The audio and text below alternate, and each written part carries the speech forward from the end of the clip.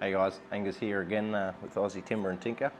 Today we're going to be welding up our custom muffler for the chainsaw. The one that I'm building and all the measurements for it, I think should fit bigger than a 372, but don't hold me to that. You'll have to measure your own ports and everything on your chainsaw and figure that out and make sure it's going to fit under the chain brake. Chain brake.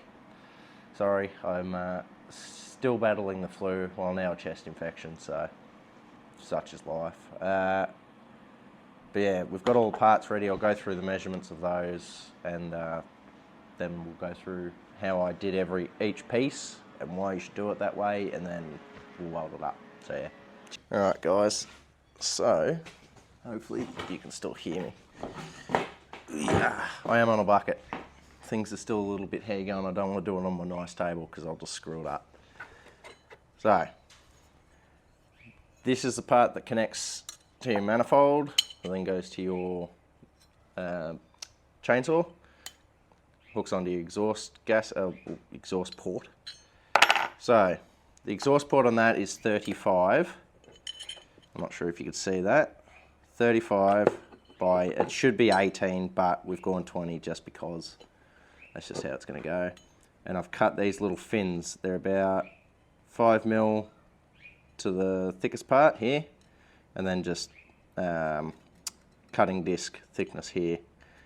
So I think they're like 2.6 or 1.6 discs, I can't remember. And then on the back here we've cut a port. It is a bit skewiffed, which is annoying. It should be 17. Yeah, so this side's 17, or 16, sorry. And this side's 15, which is a bit annoying, so I might grind that back a little bit. That's for this, which has 50 by 19 actually. Oops, I made that one a little bit too big as well, but that's okay. That's what the welder's for. If you can't cut stuff correctly, just weld it up. Then we have our manifold. So that's once again 35 by 18. The holes are, they're a little bit out, but that's okay. That's why I drilled them a bit bigger.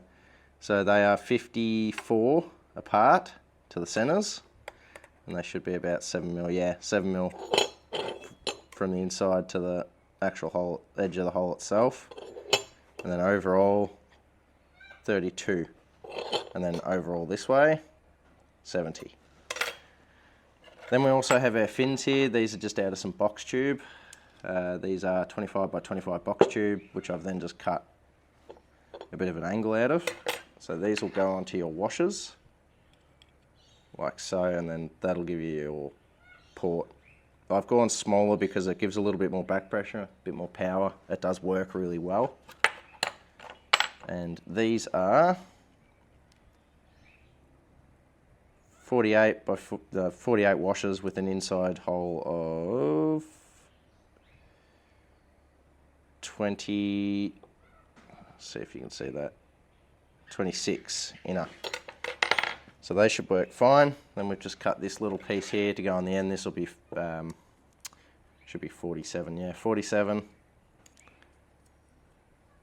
by 23. So that's just to block off the end here. Like so it can go into that and it'll direct the air up. Everything should be about 3mm-ish. Yep, so 3mm. That's 2mm, but that's okay. 2 and 3, who cares? I would recommend a thicker one of these. You should always go at least 5mm. You can get away with 4 or 3, but 3 you're going to warp when you weld it to the back of your pipe here. So these are all 5mm that I make them out of. Now to make the hole in this, there's a bunch of different ways you can do it. It's just a bit of a pain. So you can drill a hole on each corner using a drill bit. You can do it in a vise with a hand drill if you need. I did this with a drill press at work on my lunch break. But yeah, so you drill these out with a drill press and then one in the middle, and then you can use a die grinding burr. I don't have one. Oh, yes I do, I have one right here. So you use a die grinding burr. You can put these into a hand drill and then just put this into a vise, or even vice versa, you know. Hold this, put this into a drill, and then put the drill in the vise, and then just go around and die grind it out. Make it nice and pretty. And then also die grind out the burrs inside of these, so there's nothing sharp for the exhaust gases to get caught on. But yes, otherwise, that's basically all of it. So overall, we're looking at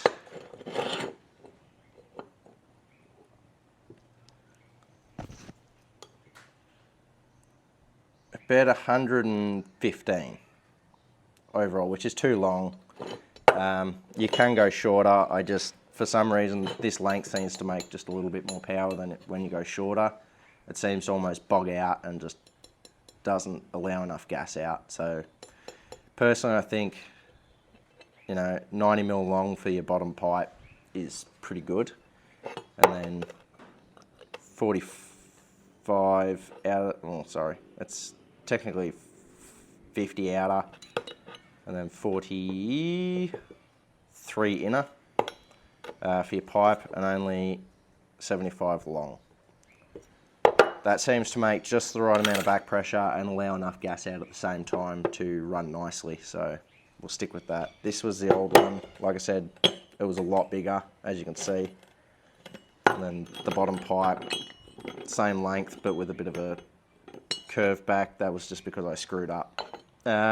This has inner baffles, but this doesn't seem to work as nicely, I think, because the ports are too big. I think if I was to cut these down and close them up, it'd work a lot nicer, and it also wouldn't be as loud, because this thing is ridiculously loud.